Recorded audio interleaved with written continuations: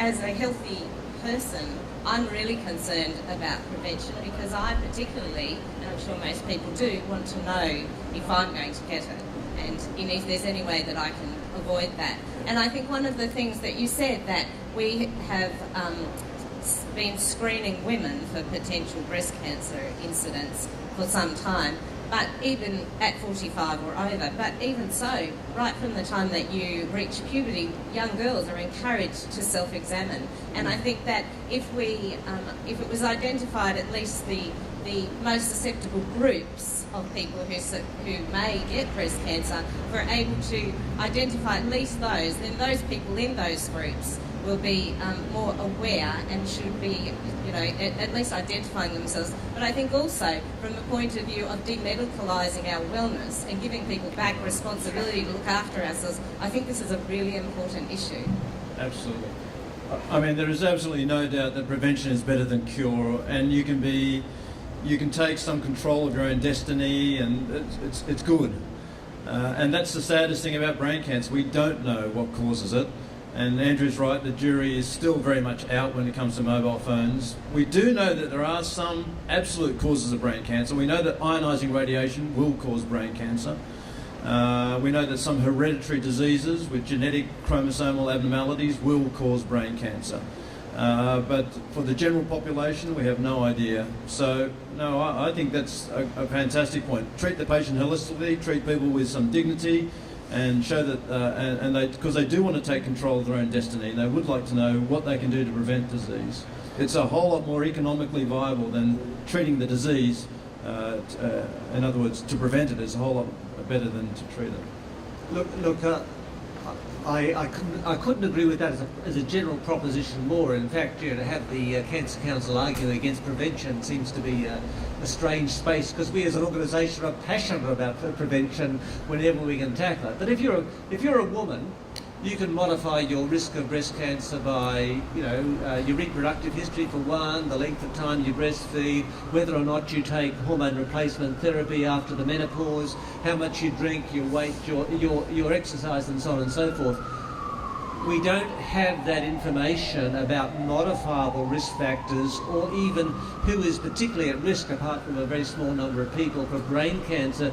So it's difficult to formulate that advice, which is why I'm saying, at least for me at the moment, changing things in the short term for me is to focus on better treatments.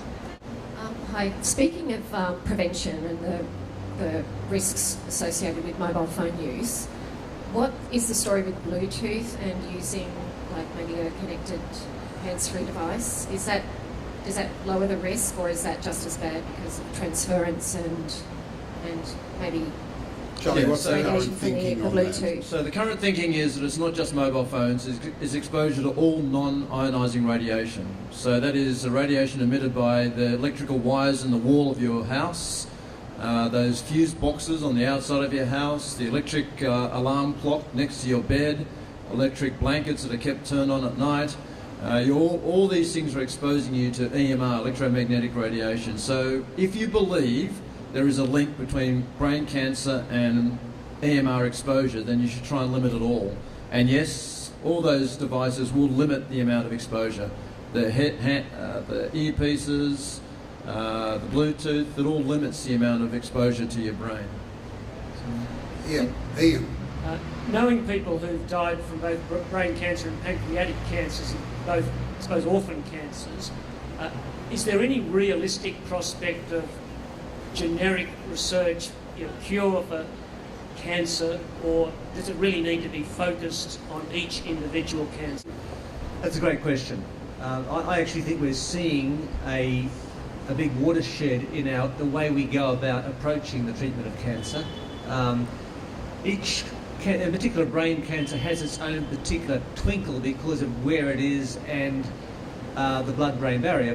But I think we're moving from a stage when we treated cancer on the basis of the organ it occurred in, to selecting the treatment based upon the molecular dynamics of a particular tumour. So what we're learning from the pancreatic cancer genome project is that there are multiple gene signatures of different pancreatic cancers, probably 20 different subtypes defined by specific DNA changes.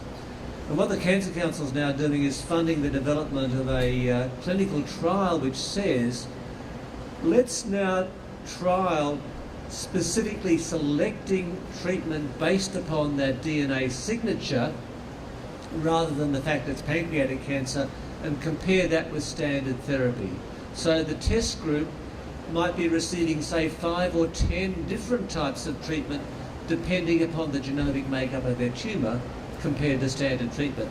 And I think that's the direction we're going to go in. As you come in, you have a diagnosis of cancer, and the first thing the doctor's going to do is going to sequence the DNA in your cancer genome, and then that will tell the doctor what treatment options are available for that cancer. It's a very exciting time, a very exciting new ocean for cancer research to be involved in, and brain cancer is going to be picked up in that. And there's an element of being surprised, finding answers where you least expect them. So I gather that thalidomide, which was the unmentionable word from the 50s and the early 60s, is now being used for cancer treatment. So it's come full circle. Keri, I just wanted to ask, you mentioned the number of survivors, 1 in 20. What do you think it takes to be a survivor of brain cancer? Oh, can I answer that? And I can only speak from my own experience, though I have seen many others, and by far and away the survivors that I've seen are very positive and focused and disciplined, and I guess in control of where they want to be in the world. I watched somebody close to me, and we were lucky. I watched him be absolutely focused on, wouldn't even entertain a negative thought. Now, I'm not saying that this kind of positivity was the answer to why Julian survived. I think it had something to do with the fact that we got it early. It was a grade 2 that became a grade 3.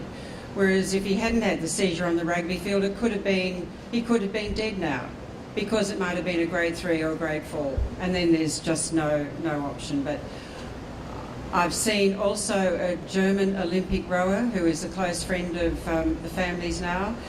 She had a very deadly breast cancer.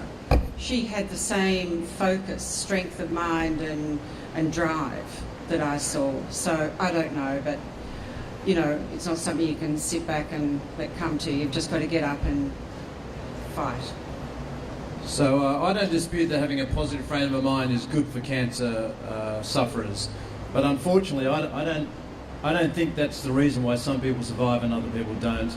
Some of the most positive people in the world unfortunately succumb to this terrible disease, and I think it's probably the genetic makeup of the tumour, the molecular biology of it, its profiling, its basic inherent problems in the cells that create that, and that's what we need to discover. We need to discover why some positive people, incredibly positive people, still die early, and why some incredibly negative people survived the cancer. And and that's where the research needs to go to. And I think being positive, it helps you in the journey. It makes you feel like you've got some control of the whole journey, but unfortunately I don't believe it actually determines survivorship versus death. So can I say that on this I completely agree with Charlie, damn it. So it is about tumour biology.